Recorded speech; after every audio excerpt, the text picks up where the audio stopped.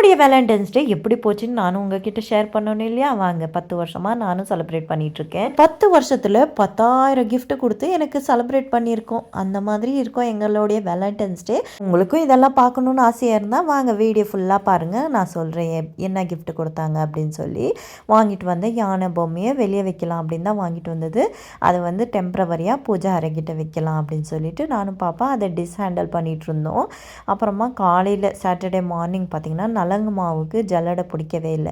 But அதையும் பண்ணிகிட்டு இருந்தேன் டெம்ப்ரவரியாக. ஆனால் பசங்களுக்கு ஸ்கூலுக்கு போகணும், பிடிஏ மீட்டிங்க்கு நேரமாச்சு. நான் எப்போவுமே செய்கிற வேலையை விட்டுட்டு இருக்கிற வேலையை விட்டுட்டு இல்லாத வேலையை தான் தேடி தேடி போய் செய்ய. பசங்க கற்றுன்னு கத்திட்டு இருந்தாங்க. பிடிஏ மீட்டிங்க்கு டைம் ஆச்சுவா கிளம்பலாம் அப்படின்னு சொல்லிட்டு குளிச்சுட்டு ரெடியாகி கிளம்பிட்டேன். அதெல்லாம் பேரண்ட்ஸ் மீட்டிங் வந்தாலே எங்கள் அம்மாவே கூப்பிடவே மாட்டேன். ஏன்னா நாங்கள் படிக்கிற லட்சணம் அப்படி இருக்கும். பசங்க கூலாக கூப்பிட்றாங்க, வாம்மா பேரண்ட்ஸ் மீட்டிங் அட்டென்ட் பண்ணலாம் அப்படின்னு சொல்லி. வீட்டுக்கு வரவே 1 மணிக்கிட்ட ஆகிடுச்சா.